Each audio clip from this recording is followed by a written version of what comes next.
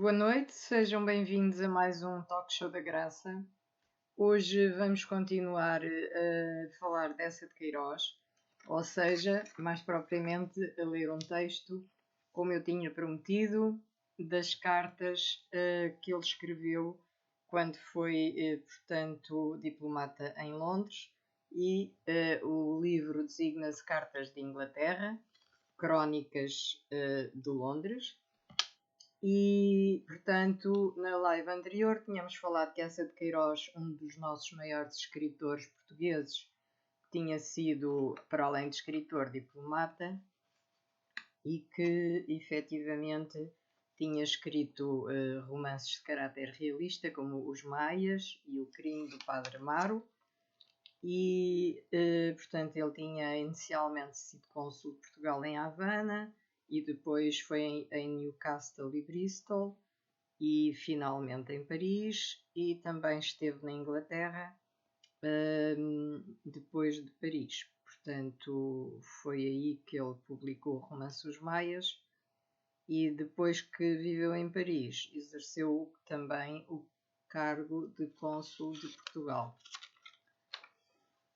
Ora, Eça de Queiroz nasceu, como eu já tinha referido, em 1845 e faleceu em 1900. Nasceu na Póvoa de Varzim, em Portugal, e faleceu em França, em Neuilly-sur-Seine.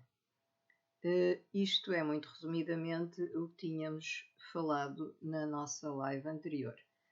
E como eu tinha lido um pouco do texto inicial sobre as cartas de França, hoje vou tentar ler o mais possível sobre as cartas de Inglaterra, também o primeiro capítulo. Mas não sei se conseguirei lê-lo todo. Vou tentar o máximo, porque é um capítulo muito interessante que trata de guerra e de política, e vamos ver até onde é que hoje ficamos. Portanto, como título, ele escreve duas campanhas no Afeganistão, copiadas uma da outra, cimitarras de ópera cômica contra a artilharia Krupp, que o resultado de uma grande guerra é sempre uma má litografia, a Irlanda, suas misérias, crimes, associações secretas, esperanças e costumes, o desejo do sábio. Portanto, isto em cima o texto que eu irei então começar a ler. Os ingleses estão experimentando no seu atribulado império da Índia a verdade desse humorístico lugar comum do século XVIII. A história é uma velhota que se repete sem cessar. O fado ou a providência ou a entidade, qualquer que lá de cima dirige os episódios da campanha do Afeganistão em 1847, está fazendo simplesmente uma cópia servil, revelando assim uma imaginação exausta. Em 1847, os ingleses, por uma razão de Estado, uma necessidade de fronteiras científicas, a segurança do império, uma barreira ao domínio russo da Ásia e outras coisas vagas que os políticos da Índia rosnam sombriamente retorcendo os bigodes, invadem o Afeganistão. E aí vão aniquilando tribos seculares, desmantelando vilas, assolando searas e vinhas. Apossam-se por fim da santa cidade de Cabul. Sacodem do serralho um velho emir apavorado. Colocam lá outro de raça mais submissa, que já trazem preparado nas bagagens, com escravas e tapetes. E logo que os correspondentes dos jornais têm telegrafado a vitória, o exército, acampando à beira dos arroios e nos vergéis de Cabul, desaperta o corriame e fuma o cachimbo da paz. Assim é exatamente em 1880. A esse tempo, precisamente como em 1847, chefes enérgicos, messias indígenas, vão percorrendo o território e, com os grandes nomes de pátria, de religião, pregam a Guerra Santa. As tribos reúnem-se, as famílias feudais correm com os seus troços de cavalaria, príncipes rivais juntam-se no ódio hereditário contra o estrangeiro, o homem vermelho, e em pouco tempo é todo um rebrilhar de fogos de acampamento nos altos das serranias, dominando os desfiladeiros que são o caminho, a entrada da Índia. E quando por ali aparecer, enfim, o grosso do exército inglês à volta de Cabul, atravancado de artilharia, escoando-se espessamente por entre as gargantas das serras, no leito seco das torrentes, com as suas longas caravanas de camelos, aquela massa bárbara rola-lhe em cima e aniquila-o. Foi assim em 1847, é assim em 1880. Então, os restos debandados do exército refugiam-se em alguma das cidades da fronteira, que ora é Ghazni, ora Kandar. Os afegãos correm, põem o cerco lento, cerco de vagares orientais. O general sitiado, que nessas guerras asiáticas pode sempre comunicar, telegrafa para o vice-rei da Índia, reclamando com furor reforços e chá e açúcar. Isto é textual, foi o general Roberts que soltou há dias este grito de guludice britânica. O inglês sem chá bate-se frouxamente. Então o governo da Índia, gastando milhões de libras como quem gasta água, manda a toda a pressa fardos disformes de chá reparador, brancas colinas de açúcar e 10 ou 15 mil homens. De Inglaterra partem esses negros e monstruosos transportes de guerra, arcas de Noé a vapor, levando acampamentos, rebanhos de cavalos, parques de artilharia, toda uma invasão temerosa. Foi assim em 47, assim é em 1880. Esta hoste desembarca no Indostão, junta-se a outras colunas de tropa índia e é dirigida dia e noite sobre a fronteira em expressos a 40 milhas por hora. Daí começa uma marcha assoladora, com 50 mil camelos de bagagens, telégrafos, máquinas hidráulicas e uma cavalgada eloquente de correspondentes de jornais.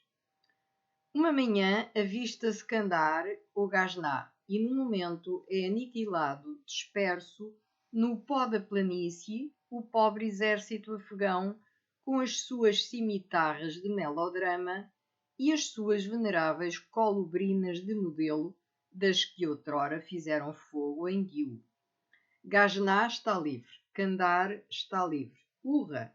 Faz-se imediatamente disto uma canção patriótica.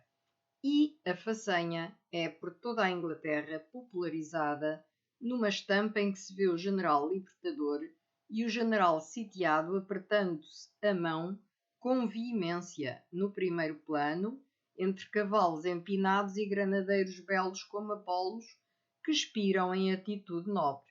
Foi assim em 1847. Há de ser assim em 1880.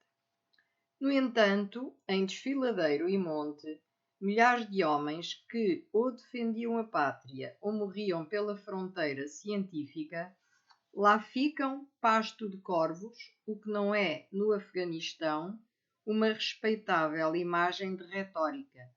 Aí são os corvos que, nas cidades, fazem a limpeza das ruas, comendo as imundícies, e em campos de batalha purificam o ar, devorando os restos das derrotas.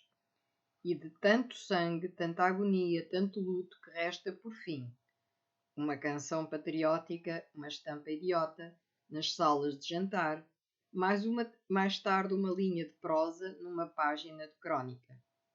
Consoladora filosofia das guerras.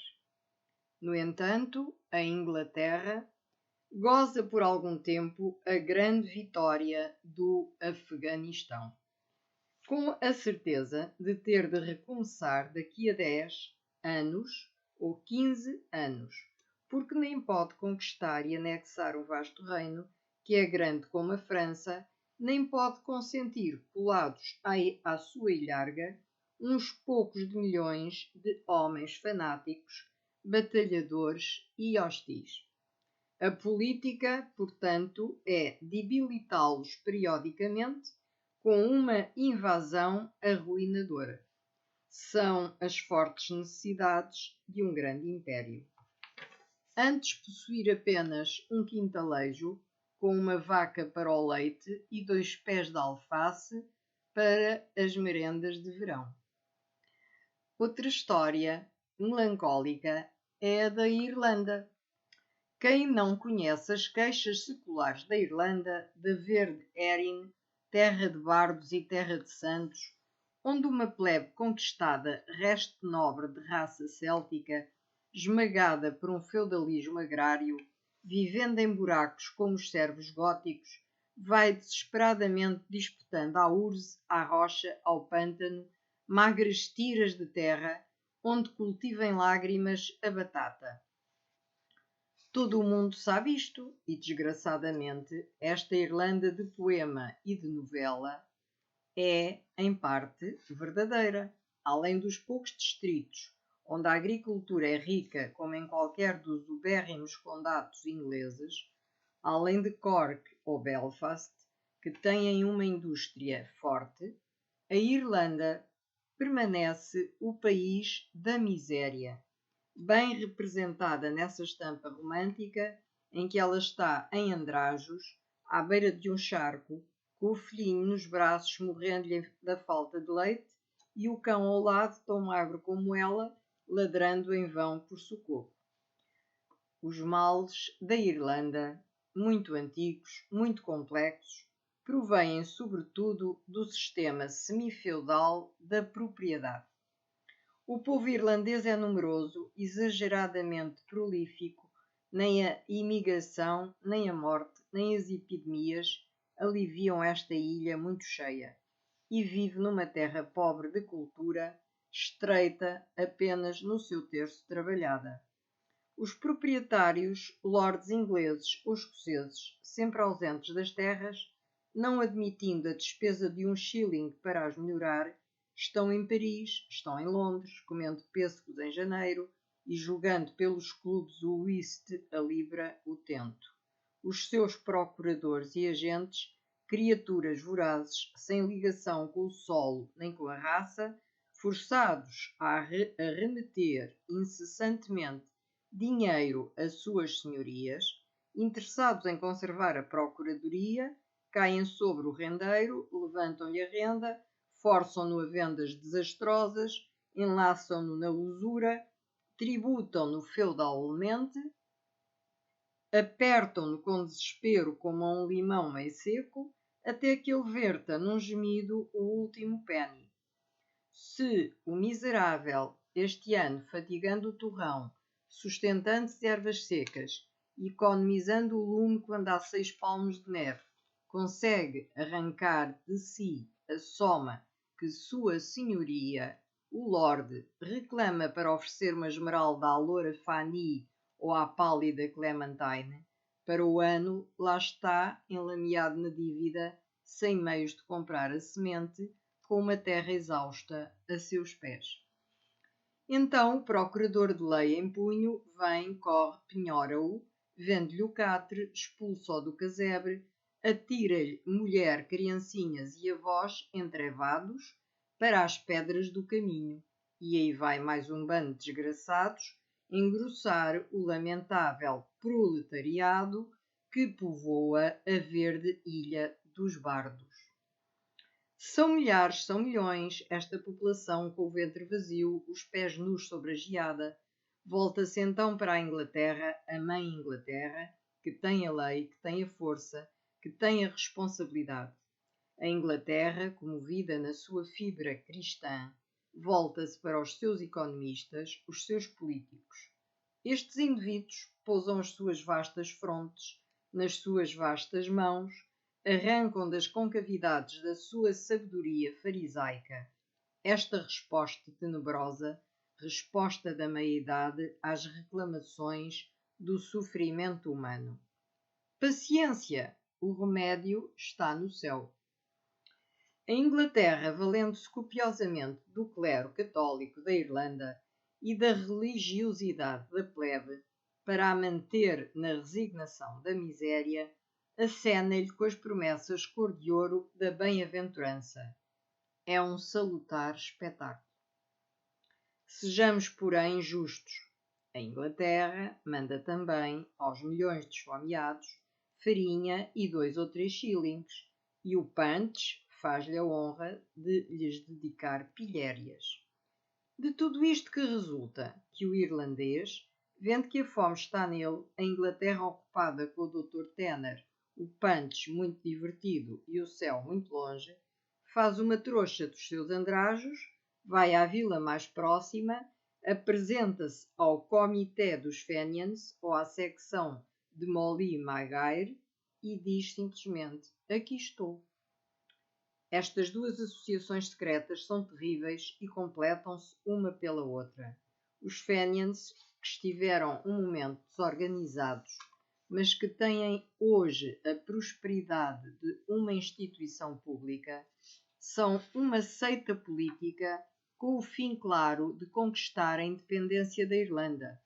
O seu meio é uma futura insurreição, batalhas à luz do dia, um esforço heroico de raça que sacode o estrangeiro. É evidente, portanto, que a Inglaterra não tem nada a temer desta associação.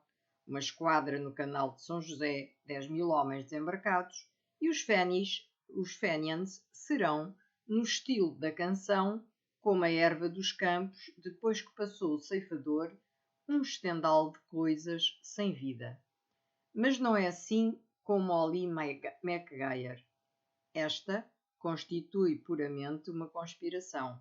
Os seus estatutos, os seus fins, a sua organização, os seus chefes, tudo está envolvido no mistério, que é o terror na Irlanda. Só são claros os seus crimes. Há um proprietário duro que levantou a renda? Uma noite, ou ele ou o seu procurador aparecem à beira de um caminho com 2 balas na cabeça. Quem foi? Foi Molly Maguire? Foi ninguém? Foi a miséria? Foi a Irlanda? Há um senhorio, um agente, que fez uma penhora? À meia-noite, a sua casa começa a arder e é, num momento, uma ruína fumegante. Quem foi Molly Maguire? Houve um burguês especulador que comprou o casebre de um proprietário penhorado? No outro dia, lá está no fundo de uma lagoa, com um pedregulho ao pescoço. Quem foi? Coitado, Molly Maguire. Todos os dias, nestes últimos meses, são assim 2, 3 destes crimes que têm em Inglaterra o nome de agrários. Os tribunais, a polícia, já se não fatigam em devassas e em autos. Para quê? Molly Maguire é intangível. Molly Maguire é impessoal. E se houvesse um magistrado tão desgostoso da vida que quisesse descobrir de onde viera a bala, o pedregulho ou o fogo, teria certamente, horas depois, o que tanto parecia desejar, um punhal através do peito. São verdadeiramente os processos de nihilismo militante. Nem falta a esta seita aquela vaga exaltação mística que complica o nihilismo. Se Molly é o diminutivo de Maria, não é uma divindade, é pelo menos uma degeneração fetichista de divindade.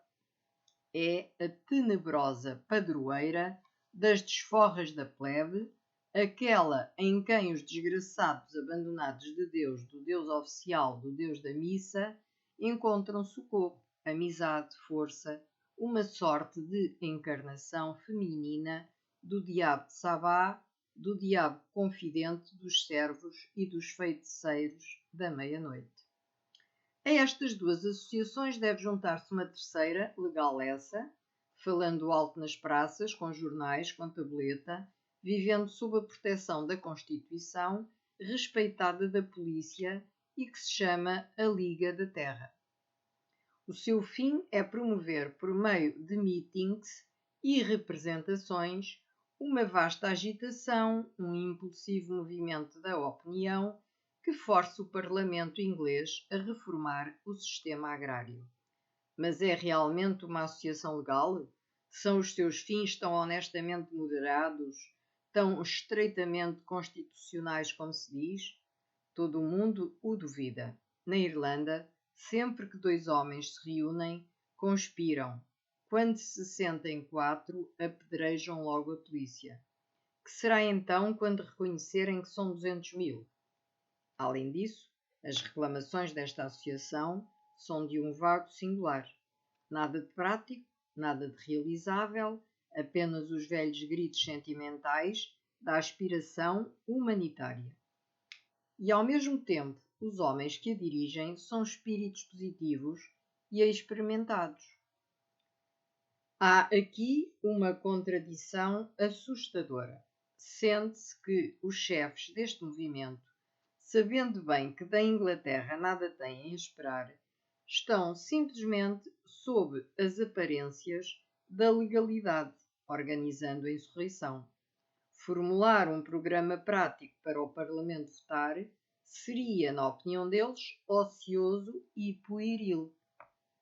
As declamações verbosas, em que se fala muito de legalidade, ordem, parlamentarismo, bastam para iludir a política. E não é duvidoso que, num certo momento, Fenians, Molly Maguire e Liga da Terra formarão um só movimento, o da revolta desesperada. Este era o estado da Irlanda há 2 meses, quando se deu o caso inesperado do Bill de compensação.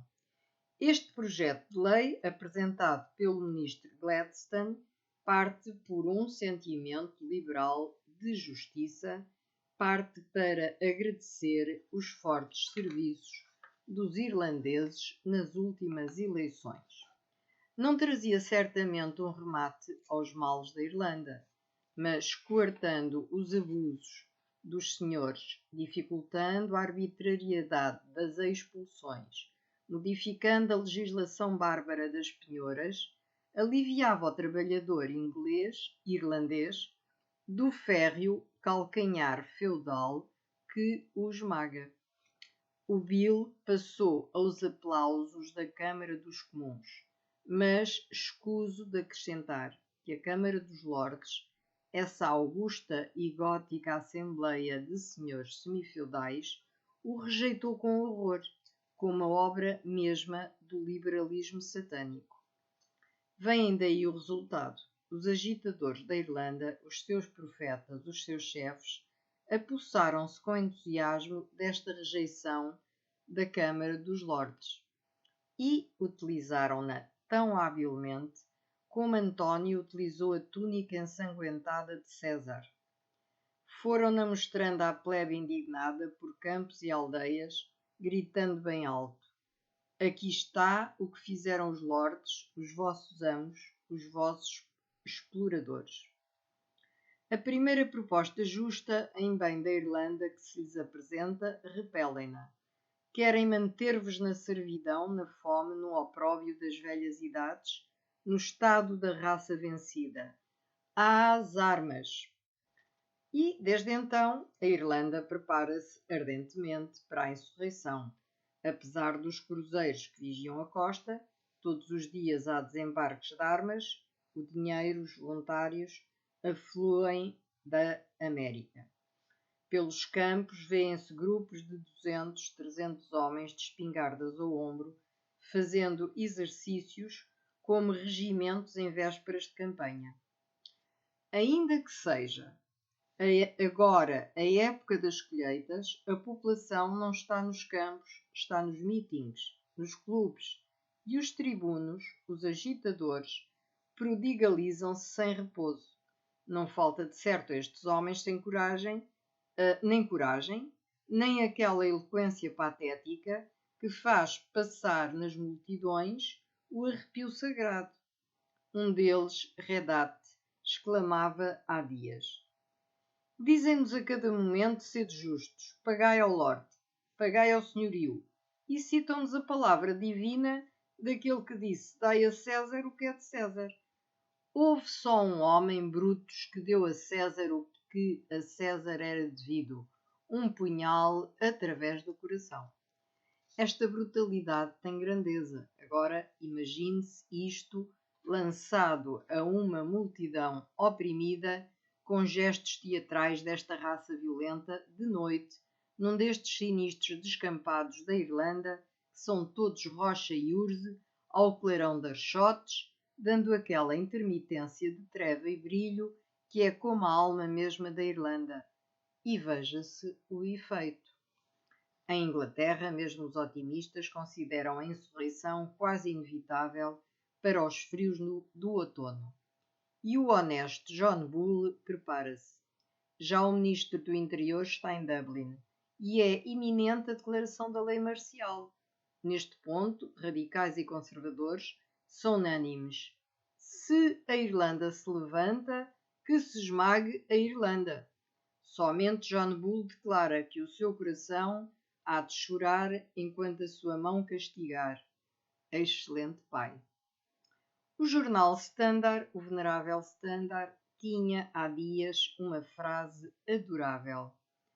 Se, como é de temer, a Irlanda vier a esquecer-se do que deve a si e à Inglaterra, exclamava o solene Standard, é doloroso pensar que no próximo inverno, para manter a integridade do Império, a santidade da lei e a inviolabilidade da propriedade, nós teremos de ir com o coração negro de dor, mas a espada firme na mão, levar à Irlanda, à ilha irmã, à ilha bem-amada, uma necessária exterminação. Exterminação é muito, e quero crer que está ali para rematar com uma nota grave, uma nota de órgão, a harmonia do passado. Mas o sentimento é curioso e raro, e seria um espetáculo maravilhoso ver no próximo inverno John Bull percorrendo a Irlanda cheio de ferocidade e afogado em ternura, com os olhos a escorrer de lágrimas e a sua baioneta a pingar de sangue.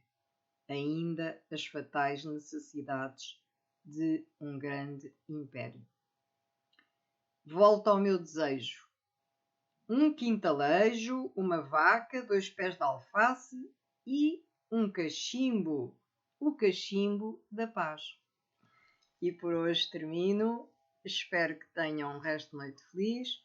Esta leitura mordaz e bastante bem, portanto, sendo uma crítica interessante, portanto, ao Império Inglês, foi escrita por um dos melhores escritores portugueses e é, portanto, passível de se ouvir esta live sempre que queiram, porque acho que tem muito interesse.